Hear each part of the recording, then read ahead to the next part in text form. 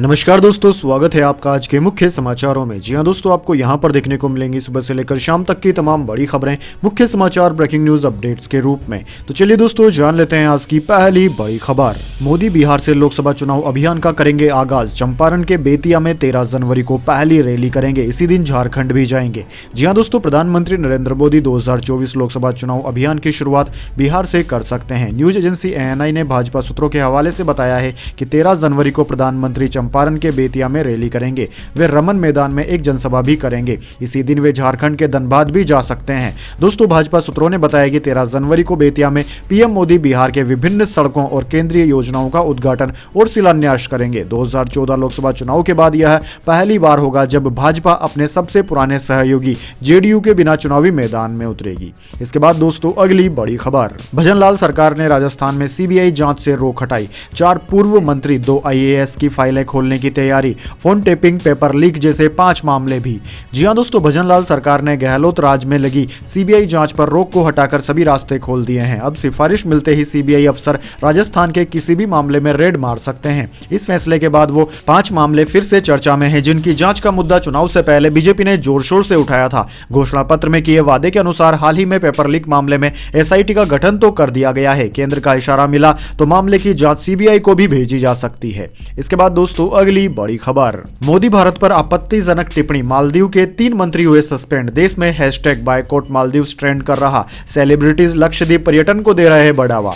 जी हां दोस्तों, प्रधानमंत्री नरेंद्र मोदी और भारत पर अपमानजनक टिप्पणी करने वाली मालदीव की महिला मंत्री मरियम शिवना को कैबिनेट से सस्पेंड कर दिया गया है। PTI के मुताबिक शिवना के अलावा 2 और डिप्टी मिनिस्टर्स मालसा शरीफ और अब्दुल्ला महजूम माजिद को भी सस्पेंड कर दिया गया है। इंडिया टुडे से बातचीत में मालदीव सरकार के प्रवक्ता इब्राहिम खलील ने कहा कि भारत के बारे में सोशल मीडिया पर पोस्ट के हवाले से जो कुछ चल रहा है उसके बारे में हमारी सरकार अपना रुख साफ कर चुकी है। फॉरेन मिनिस्ट्री ने भी बयान जारी कर दिया है। भारत के बारे में कमेंट्स करने वाले सभी सरकारी अफसरों को फौरन सस्पेंड किया जा रहा है। इसके बाद दोस्तों, अगली बड़ी खबर। लोकसभा चुनाव से पहले सपा बसपा में रार। अखिलेश ने उठाए मायावती पर सवाल तो BSP ने दिखाया आईना। जी हां दोस्तों, लोकसभा चुनाव से पहले विपक्षी दलों के बीच आपसी समीकरण बनना भी आसान नजर नहीं आ रहा है।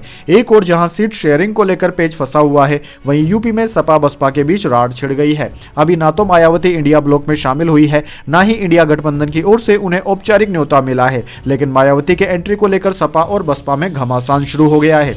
बलिया में अखिलेश यादव ने मायावती के चुनाव के बाद गठबंधन में बने रहने की गारंटी को लेकर सवाल उठाए तो बवाल मच गया। अखिलेश यादव ने पत्रकारों के सवाल के जवाब में कहा कि मायावती का गठबंधन में आने के बाद आगे का भरोसा कौन देगा। इसके बाद दोस्तों, अगली बड़ी खबर। 8 राज्यों में कांग्रेस इलेक्शन कमेटी की घोषणा। MP में जीतू पटवारी, राजस्थान में टोडासरा को जिम्मा। वार रूम प्रचार समिति भी बनाई गई। जी हां दोस्तों, 2024 लोकसभा चुनाव से पहले कांग्रेस पार्टी ने शनिवार को 8 राज्यों में अपनी इलेक्शन कमेटी का गठन कर दिया है। इनमें मध्य प्रदेश, राजस्थान, केरल, छत्तीसगढ़, हिमाचल प्रदेश, तेलंगाना, नागालैंड और मणिपुर शामिल है। इसके अलावा पार्टी ने सेंट्रल वॉर रूम और प्रचार समिति का भी गठन किया है। दोस्तों, मध्य प्रदेश की इलेक्शन कमेटी की जिम्मेदारी जीतू पटवारी को सौंपी गई है। वहीं राजस्थान में गोविंद सिंह टोडासरा पर पार्टी ने भरोसा जताया है। उधर दोस्तों, तेलंगाना में चुनाव समिति के अध्यक्ष के लिए कांग्रेस ने मुख्यमंत्री रेवंत रेड्डी को चुना है। सूत्रों के मुताबिक ये कमेटी आगामी लोकसभा चुनाव के लिए विभिन्न संसदीय क्षेत्रों में पार्टी की जमीनी हकीकत का आकलन करेगी। इसके बाद दोस्तों, अगली बड़ी खबर। हमले के एक दिन बाद अब ED पर FIR। अफसरों पर महिलाओं से छेड़छाड़ का आरोप। अधीर रंजन ने ED को इडियट कहा। जी हां दोस्तों, पश्चिम बंगाल पुलिस ने शनिवार को ED की उस टीम के अधिकारियों पर केस दर्ज किया है जिन पर शुक्रवार को नॉर्थ 24 परगना जिले के संदेश खाली इलाके में भीड़ ने हमला कर दिया था। अधिकारियों के खिलाफ घर में जबरन घुसने और महिलाओं से छेड़छाड़ का आरोप लगा है। ये अधिकारी राशन घोटाले के तहत नॉर्थ 24 परगना जिले में TMC जिला परिषद के सदस्य शहजादा शेख के घर तलाशी लेने जा रहे थे, लेकिन हमले की वजह से उन्हें वापस लौटना पड़ा। हमले के एक दिन बाद यानी कि 6 जनवरी को पुलिस ने इस मामले में 3 FIR दर्ज की। एक FIR एजेंसी के अधिकारियों के खिलाफ और 2 FIR अनजान लोगों के खिलाफ हुई है। वहीं ED की तरफ से TMC नेता शहजादा शेख के लिए लुकआउट सर्कुलर जारी किए जाने पर कांग्रेस नेता अधीर रंजन ने कहा कि लुकआउट नोटिस जारी करके ED क्या कर लेगा, ED खुद इडियट है। इसके बाद दोस्तों अगली बड़ी खबर, मैकडोनाल्ड्स के होश आए ठिकाने, हमास से जंग में इजराइल का किया था समर्थन, मुस्लिम देशों ने सिखाया सबक। जी हां दोस्तों, मैकडोनाल्ड्स के सीईओ क्रिस कैम्प जिसकी मिडिल ईस्ट एशिया में गिरते मार्केट पर अफसोस जाहिर कर रहे हैं, उन्होंने गुरुवार को कहा कि मिडिल ईस्ट और उसके आसपास के क्षेत्रों में उनके ब्रांड के बारे में गलत अफवाह फैलाई गई है। सीईओ ने बताया कि इजराइल हमास जंग में हमारे ब्रांड के बारे में फैलाई गई सूचना गलत थी। मालूम हो कि मैकडोनाल्ड्स और स्टारबक्स सहित कई प्रमुख पश्चिमी देशों के फास्ट फूड कंपनियों के ब्रांचों को कथित तौर पर इजराइल के समर्थन करने और इजराइल के साथ कथित वित्तीय संबंधों को लेकर बड़े पैमाने पर जमीनी स्तर पर बहिष्कार का सामना करना पड़ा था। कैम्पजिस्की ने कहा कि मैकडोनाल्ड्स जैसे ब्रांड के बारे में गलत सूचना निराशाजनक और गलत थी। इसके बाद दोस्तों अगली बड़ी खबर, राजस्थान समेत 4 राज्यों में आज कोल्ड वेव की चेतावनी, 14 राज्यों में कोहरा, दिल्ली में 22 ट्रेनें लेट, स्कूलों की छुट्टी 5 दिन बढ़ाई।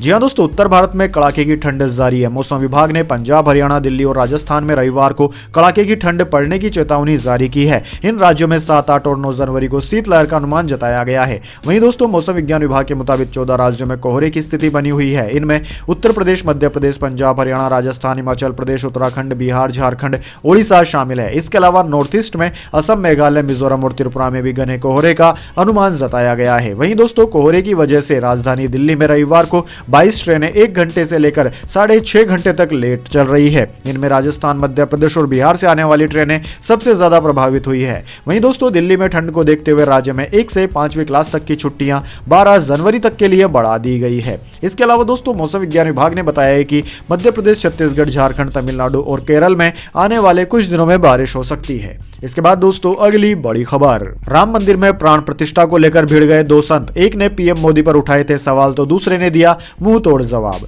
जी हां दोस्तों, अयोध्या के राम मंदिर में प्राण प्रतिष्ठा पर सवाल उठाने वाले पूरी पीठ के शंकराचार्य स्वामी निश्चलानंद सरस्वती पर संत अधोक्षानंद देव तीर्थ ने रविवार को कटाक्ष करते हुए उनसे बिना शर्त माफी की मांग की है। तीर्थ ने संवाददाताओं से बातचीत में कहा कि निश्चलानंद ने अपने गंदे बयानों से वस्तुतः उन 140 करोड़ लोगों का अपमान किया है जिन्होंने नरेंद्र मोदी को प्रधानमंत्री के रूप में चुना है। प्रधानमंत्री अब दुनिया के सबसे लोकप्रिय नेताओं में से एक है। देश के प्रमुख हिंदू संतों में से एक पुरी स्थित गोवर्धन पीठ के शंकराचार्य ने हाल ही में घोषणा की थी कि वह 22 जनवरी को अयोध्या में राम मंदिर के गर्भगृह में भगवान राम की मूर्ति की प्राण प्रतिष्ठा के लिए नहीं जाएंगे। निश्चलानंद ने कहा कि प्रधानमंत्री मोदी प्राण प्रतिष्ठा समारोह संपन्न करेंगे और वह सिर्फ ताली बजाने के लिए समारोह में शामिल नहीं होंगे। इसके बाद दोस्तों अगली बड़ी खबर, कई विपक्षी दलों के बहिष्कार के बीच बांग्लादेश में 40% मतदान हुआ, मतगणना की भी हुई शुरुआत। जी हां दोस्तों, बांग्लादेश में हिंसा की छुटपुट घटनाओं और मुख्य विपक्षी दल बांग्लादेश नेशनलिस्ट पार्टी की बहिष्कार के बीच रविवार को आम चुनाव के लिए कम संख्या में लोग मतदान केंद्रों पर पहुंचे। मुख्य चुनाव आयुक्त काजी हबीबुल अव्वल ने कहा कि शुरुआती अनुमान के मुताबिक मतदान लगभग 40% हुए, लेकिन अंतिम गिनती के बाद यह आंकड़ा बदल सकता है। उन्होंने कहा कि अपराह्न 3 बजे तक 27.15% मतदान दर्ज किया गया था।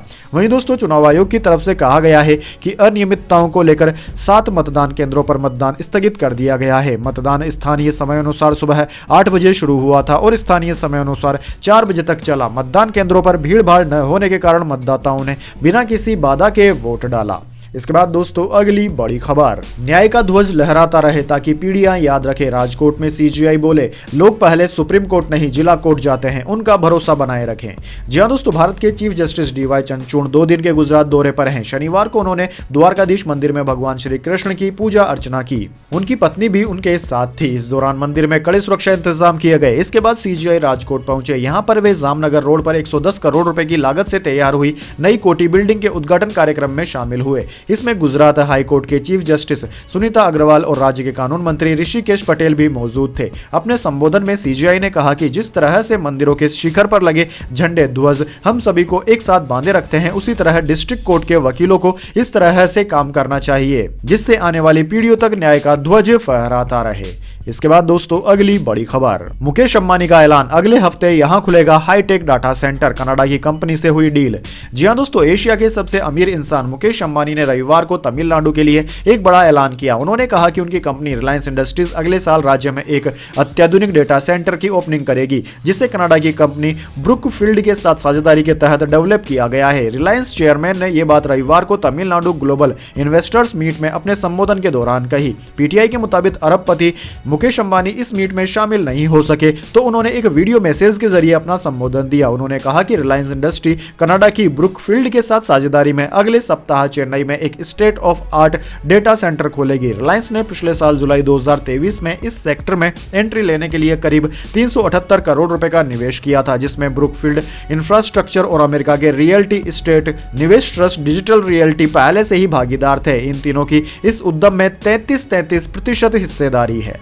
इसके बाद दोस्तों जाने अगली बड़ी खबर, लेकिन उससे पहले मेरी आपसे एक छोटी सी रिक्वेस्ट है, अगर दोस्तों आपको अभी तक हमारी न्यूज़ पसंद आई है तो इसे एक छोटा सा लाइक जरूर दे दीजिए, और अगर आपको पसंद नहीं आई है तो बेशक आप डिसलाइक भी कर सकते हैं, लेकिन दोस्तों लाइक और डिसलाइक जरूर कीजिए, क्योंकि दोस्तों यही हमारी मेहनत का फल होता है और इसी से हमें पता चलता है कि आपको हमारी वीडियोस पसंद आ रही है या नहीं। तो चलिए दोस्तों जान लेते हैं आज की अगली बड़ी खबर। मुस्लिम महिला दोबारा शादी के बावजूद भरण पोषण की हकदार, बॉम्बे हाईकोर्ट बोला मुस्लिम पति को पूरी जिंदगी तलाकशुदा पत्नी की जिम्मेदारी उठानी होगी। जी हां दोस्तों, बॉम्बे हाईकोर्ट ने अपने एक फैसले में कहा कि तलाकशुदा मुस्लिम महिला दोबारा शादी कर लेती है तब भी वह अपने पूर्व पति से तलाक में महिला के अधिकारों का सुरक्षा कानून Muslim women protection of rights on divorce act 1986 के तहत गुजारा भत्ता पाने की हकदार है। टाइम्स ऑफ इंडिया के मुताबिक जस्टिस राजेश पाटिल की सिंगल बेंच ने कहा कि तलाक की हकीकत अपने आप में पत्नी के लिए धारा 3A के तहत भरण पोषण का दावा करने के लिए पर्याप्त है। इसके साथ ही कोर्ट ने पूर्व पत्नी को एक मुश्त गुजारा भत्ता देने के 2 आदेश पर पति की चुनौती को खारिज कर दिया। कोर्ट ने पति को अपनी पूर्व पत्नी को 9 लाख रुपए गुजारा भत्ता देने का आदेश भी दिया।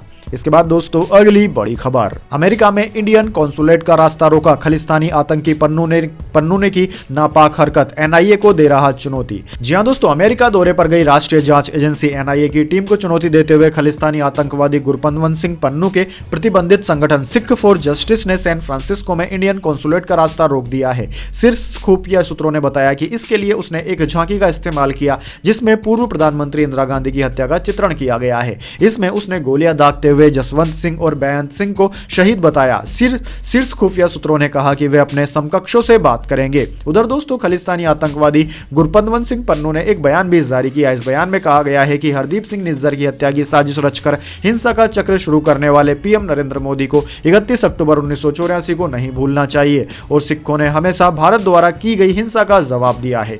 सूत्रों ने कहा है कि यह एक गंभीर बयान है और साथ ही किसी भी कॉन्सुलेट का रास्ता रोकना बड़ा मुद्दा है। इन पर भारत सरकार के अधिकारी अपने समकक्षों से चर्चा करने वाले हैं। इसके बाद दोस्तों अगली बड़ी खबर, अफगानिस्तान से T20 सीरीज के लिए भारतीय टीम का ऐलान, रोहित शर्मा बने कप्तान, विराट कोहली की भी हुई वापसी।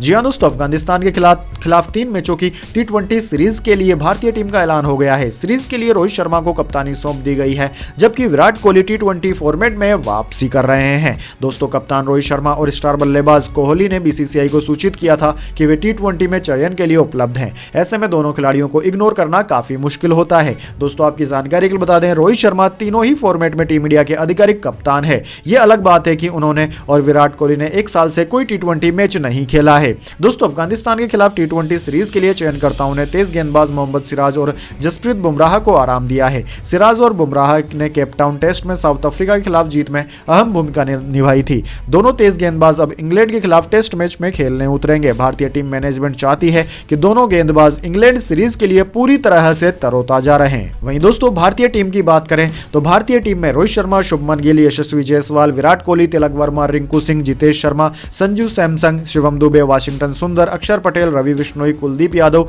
अर्शदीप सिंह, आवेश खान और मुकेश कुमार को शामिल किया गया है।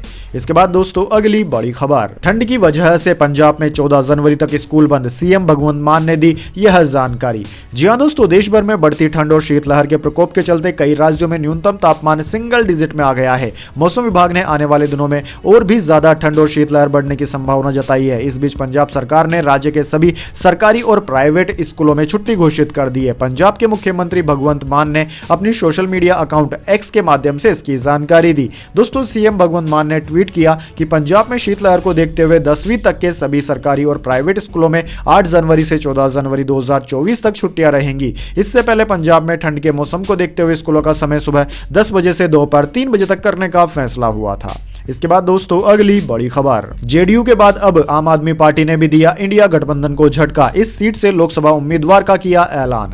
जी हां दोस्तों, दिल्ली के मुख्यमंत्री अरविंद केजरीवाल ने लोकसभा चुनाव के लिए गुजरात की भरूच सीट से अपने उम्मीदवार की घोषणा कर दी है। उन्होंने एक रैली को संबोधित करते हुए कहा कि भरूच लोकसभा सीट से आम आदमी पार्टी के विधायक चेतर वसाऊ चुनाव लड़ेंगे। यह घोषणा ऐसे समय में की गई है जब इंडिया गठबंधन में सीटों का बंटवारा नहीं हुआ है। वैसे यह पहला मौका नहीं है जब इंडिया गठबंधन के किसी दल ने अपने उम्मीदवार का ऐलान किया हो। इससे पहले जनता दल यूनाइटेड जेडीयू ने अरुणाचल प्रदेश की पश्चिम लोकसभा सीट से पार्टी के प्रदेश अध्यक्ष रुचि तुंगुकु को टिकट दिया था। गुजरात के त्रेनांग में रैली को संबोधित करते हुए केजरीवाल ने कहा कि आज मैं ऐलान करना चाहता हूं कि आम आदमी पार्टी की तरफ से चेतर वसवा भरूच सीट से लोकसभा का चुनाव लड़ेंगे। दोस्तों आपकी जानकारी के लिए बता दें कि गुजरात के डेडियापाड़ा से विधायक चेतर वसाऊ वन विभाग से जुड़े एक मामले में जेल में है।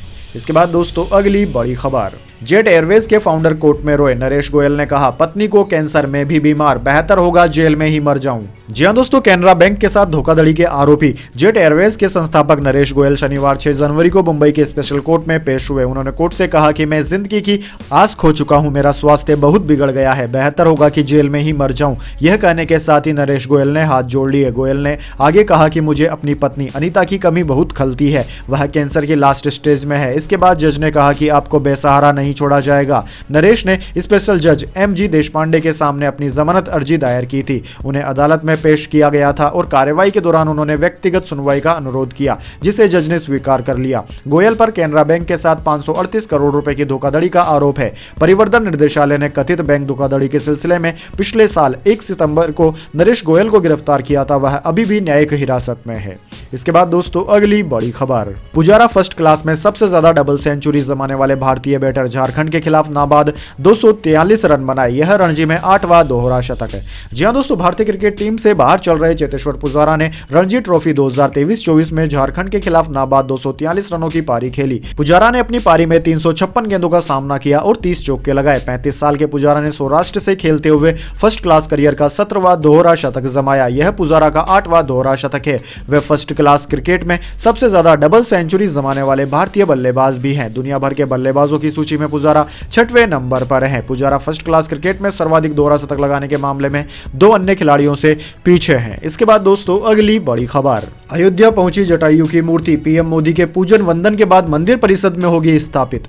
जी हां दोस्तों, अयोध्या में रामलला की प्राण प्रतिष्ठा 22 जनवरी को होगी। कई कलाकारों ने ऐसा काम किया है जिससे इतिहास में उसका नाम दर्ज हो गया है। एनसीआर के शहर गाजियाबाद में मूर्तिकार अनिल तुषार ने जटायु की भारी मूर्ति को 3 महीने की मशक्कत के बाद बनाया। यह मूर्ति एनसीआर के शहर सईदाबाद में बनी है और जटायु की यह 8 फुट की मूर्ति फिलहाल अयोध्या में है। दक्षिण पश्चिम भाग में नवरत्न कुबेर टीला पर भगवान शिव के प्राचीन मंदिर का जीर्णोद्धार किया गया है और वहां जटायु प्रतिमा की स्थापना की गई है। दोस्तों, मूर्तिकार अनिल तुषार का कहना है कि पहले मिट्टी की ढलाई की गई, फिर एक्सपर्ट कमेटी ने आकर इसे देखा और अप्रूव किया, फिर इसमें ढलाई का काम किया गया। अब इसे ट्रक के माध्यम से अयोध्या भेज दिया गया है। मूर्ति अयोध्या मंदिर में बने कुबेर टीला पर लगा दी गई है। जटायु की यह मूर्ति 20 फीट चौड़ी और 8 फीट ऊंची है। इसे बनाने में करीब 3 महीने का वक्त लगा था। इसके बाद दोस्तों अगली बड़ी खबर, श्रीलंका में पहली बार जल्लीकट्टू का आयोजन, 200 सांडों के हिस्सा लेने की उम्मीद, गेम एरिया में 100 से ज्यादा पुलिसकर्मी तैनात।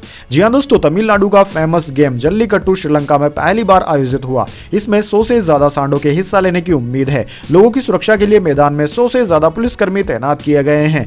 दोस्तों आपकी जानकारी के लिए बता दें, भारत में जल्लीकट्टू तमिल लोगों के बीच में काफी प्रसिद्ध खेल है और तमिलनाडु में इसे प्रमुख खेल के रूप में खेला जाता है। तो दोस्तों यह इतिहास की तमाम बड़ी खबरें। इसके बाद दोस्तों बारी आती है आज के माइंड क्यूज क्वेश्चन की। जी हां दोस्तों, एक आसान से सवाल का जवाब देकर आप जीत सकते हैं एक सरप्राइज गिफ्ट हमारे यूट्यूब चैनल की ओर से।